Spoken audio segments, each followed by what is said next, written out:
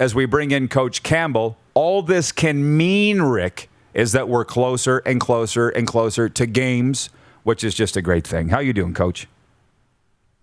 Pretty good. It does. It feels good to be getting ready for camp and doing all the things to get ready for a football season. I mean, we've been doing that the last several months, but to do it in earnest and know that, hard dates on when things are happening, it's been busy but exciting.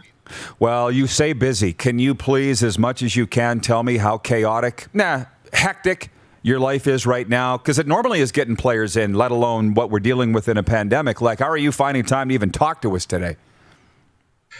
Yeah, it's everything. So, like you said, trying to get players in not only from all over North America, but now all over the world, and getting playbooks and practice plans and scripts for practice, all the things that you do to get ready for training camp.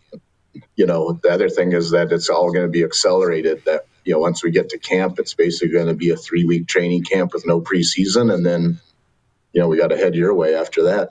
Yeah, absolutely. Friday, August the 6th. It's going to be a big day. Can't wait to see you on the sidelines. But with the logistical thing, how much of your time is spent on that, and then how much is spent on football? Like, when do you, do the guys have their playbooks? When do you start with installation? How are you managing time that way?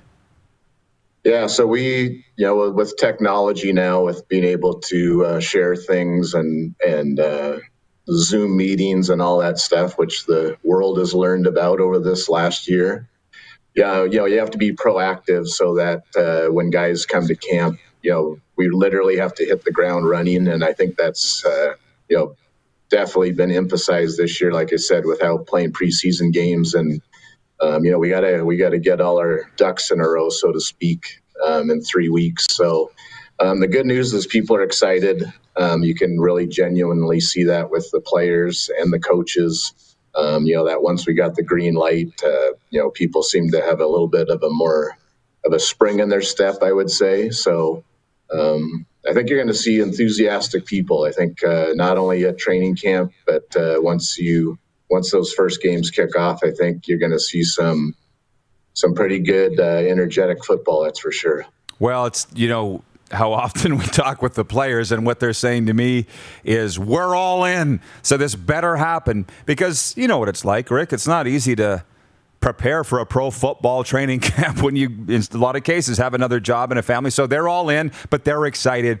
And that is the tremendous part of where we're at, as you've mentioned. Now, last hour, I mentioned to Wally, how would you feel, Wally, if you were the head coach of a team that didn't have the benefit of a controlled scrimmage like these other teams? And he's like, what are you going to do? What's your approach on that? Yeah, so I mean, geographically, it's a little tougher for us. We're kind of the lonely people out here on the West Coast. The flip side of it, though, is I don't think we're going to lose time.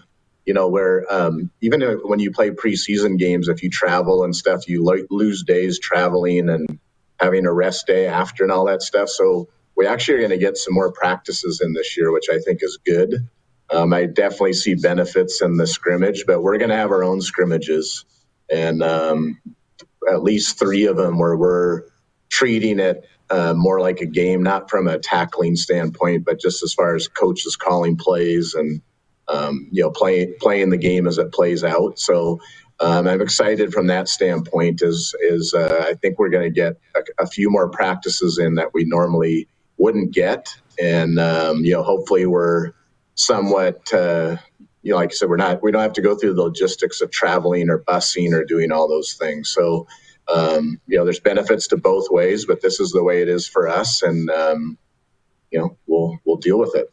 What did the NFL do last summer? Because as you know, they didn't have a preseason, and was there controlled scrimmages down there? Like, have you consulted with any of your NFL friends on how they went about this?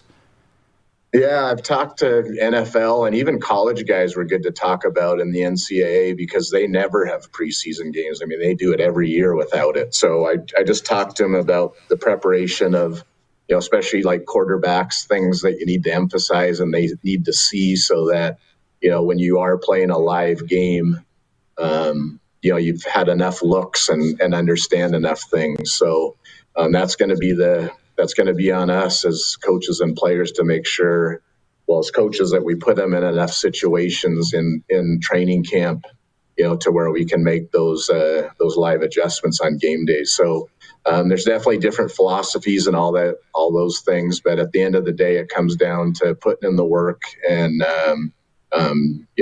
getting prepared and ready to go. And everybody's in the same boat as far as we're not going to have much game film, obviously, on each other. No preseason film, and it's been a year off, so a lot of stuff has changed. So. I think it's going to be coming down to just be getting ready to go and to show up, with enthusiasm and ready to go.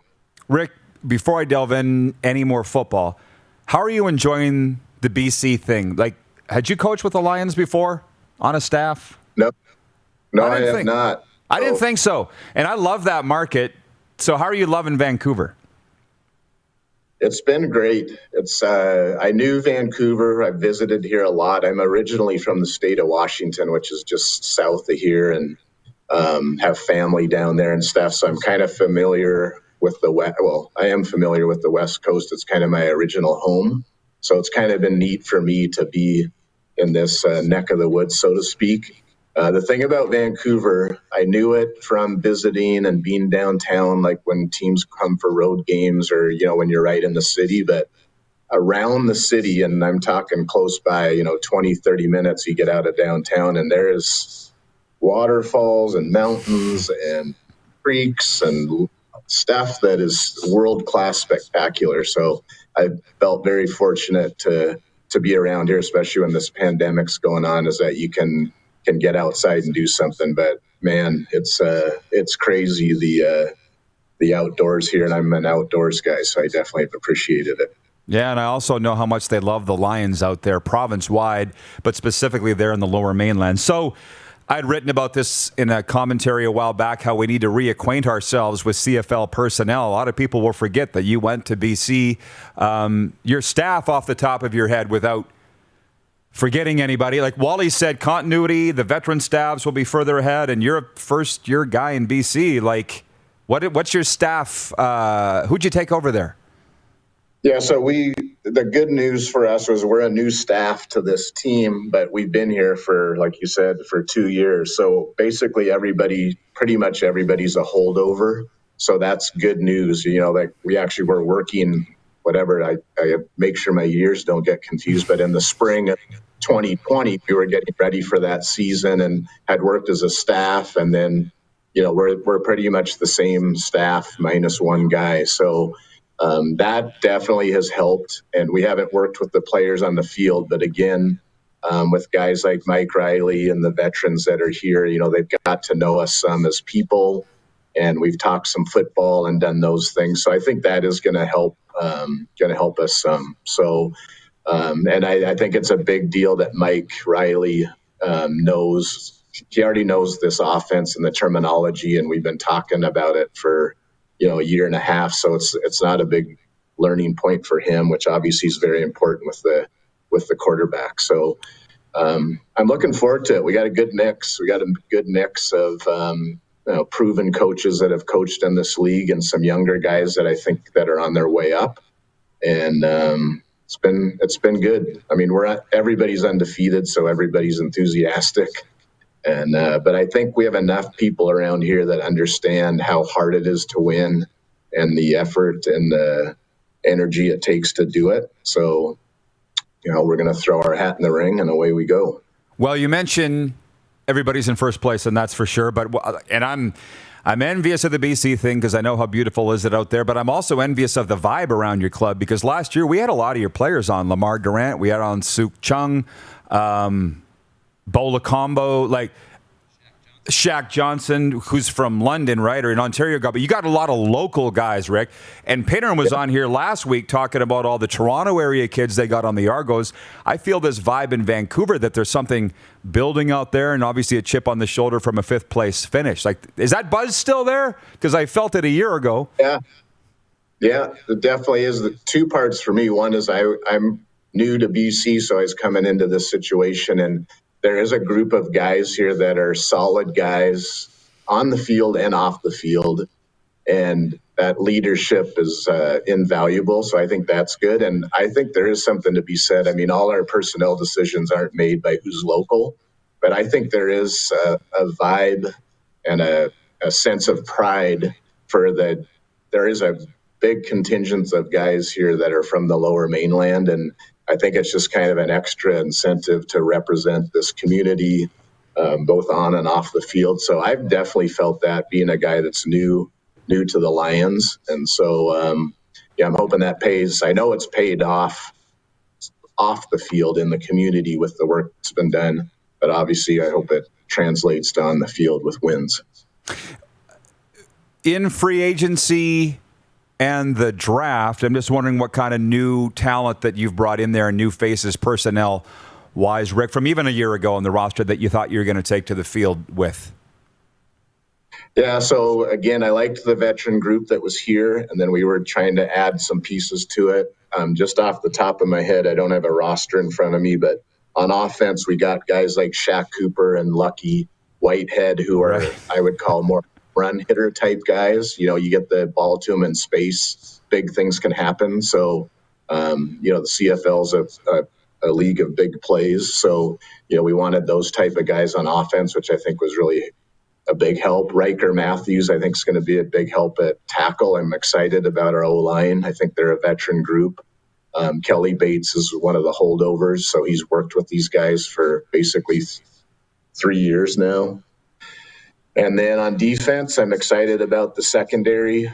I was happy to get Sales from Winnipeg. Again, another exciting guy that makes big plays, not only on defense, but he can block kicks. And so we got some playmaker types on the D-line, J.R. Tavai, who I'm familiar with from Ottawa, Chris Kasher from Calgary, and Bo Lacumbo. And I don't want to leave people out, but there's definitely a group of people we've added that are CFL-proven people.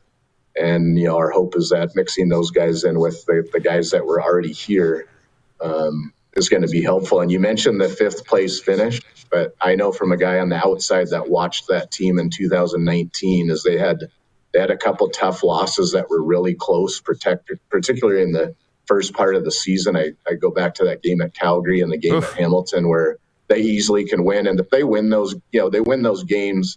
It wasn't a bad 5th place team, so it wasn't a huge mountain to climb. So we're hoping we just can make a few adjustments to tip the scales to win a couple of those close games, and then you never know what happens. And that was Arbuckle led the Stamps on the last drive, right? That was the game you're talking about, last minute for Calgary. We all thought the Lions had it in the bag.